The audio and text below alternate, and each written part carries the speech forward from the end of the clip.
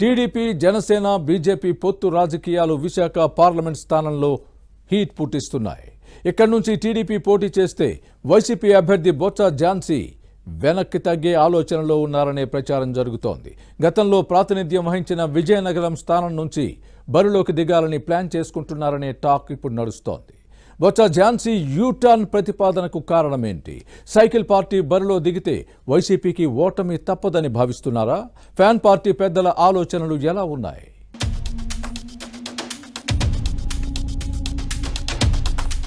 TDP ఎన్డీఏలో చేరిన తర్వాత రాష్ట్రంలో రాజకీయ పరిణామాలు చకచకా మారిపోతున్నాయి.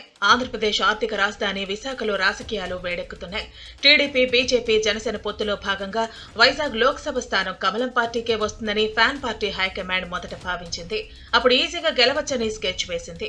దీనిలో భాగంగానే మంత్రి బొత్స సత్యనారాయణ సతీమణి ఝాన్సీని విశాఖ లోక్సభ స్థానానికి వైసీపీ అభ్యర్థిగా ప్రకటించింది. ఆ తర్వాత నుంచి నియోజకవర్గంలో పర్యటిస్తూ ప్రచారం చేసుకుంటున్నారు.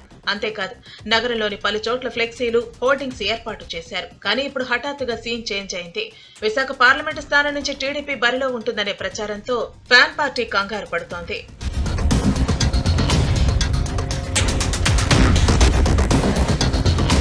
2019 ఎన్నికల్లో ఈ స్థానం నుంచి వైసీపీ అభ్యర్థి ఎంవీవీ సత్యనారాయణ చేతిలో టీడీపీ నేత భరత్ స్వల్ప ఓట్ల తేడాతో ఓడిపోయారు. అందుకే ఈ సీటు నుంచి మళ్లీ పోటీ చేసి గెలవాలన్న కసితో సైకిల్ పార్టీ ఉంది. పొత్తులో భాగంగా తెలుగుదేశం ఈ స్థానం నుంచి పోటీ చేస్తుందనే ప్రచారం జరుగుతోంది. దీంతో ఫ్యాన్ పార్టీ రెక్కలు ఊడినట్టు అయిందనే టాక్ నడుస్తోంది. తన గెలుపు కష్టమని వైసీపీ అభ్యర్థి బొత్స ఝాన్సీ కూడా భావిస్తున్నారని ఆ పార్టీలో గుసగుసలు వినపడుతున్నాయి. అందుకే ఇప్పుడు యూటర్న్ తీసుకుని విజయనగరం జిల్లాకు వెళ్లే ఆలోచనలో ఉన్నారని పార్టీ కేడర్లో వినిపిస్తోంది. అందుకే ఇంటి నుంచి బయటకు రావటం లేదని కేడర్లో ప్రచారం జరుగుతోంది.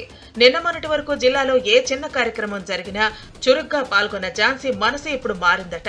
విశాఖ నుంచి కాకుండా విజయనగరం లోక్సభ స్థానంపై కన్నేశారనే ప్రచారం జరుగుతోంది.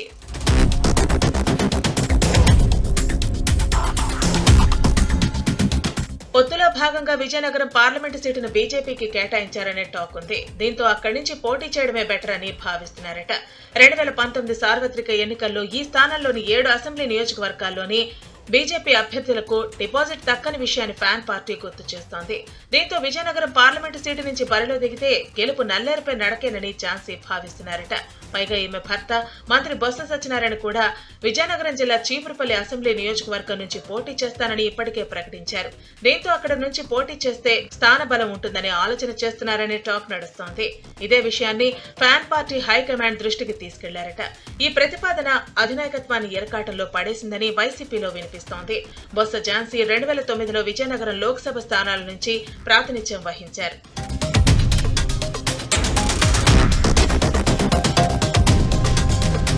మరోవైపు ఇప్పటికే బొత్స ఝాన్సీని విశాఖ లోక్సభ అభ్యర్థిగా ప్రకటించిన తర్వాత ఇప్పుడు హఠాత్తుగా విజయనగరంకు మారితే ప్రజల్లోకి తప్పుడు సంకేతాలు వెడతాయని ఫ్యాన్ పార్టీ హైకమాండ్ భయపడుతోందట.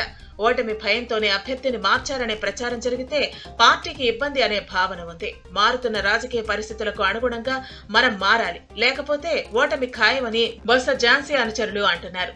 అంతేకాదు విశాఖ విజయనగరం పార్లమెంటు స్థానాలపై ఎన్డీఏ పక్షాల నుంచి ఇప్పటి వరకు అధికారికంగా ఎలాంటి ప్రకటన రాలేదని ఫ్యాన్ పార్టీ అధినాయకత్వం గుర్తు చేస్తోంది.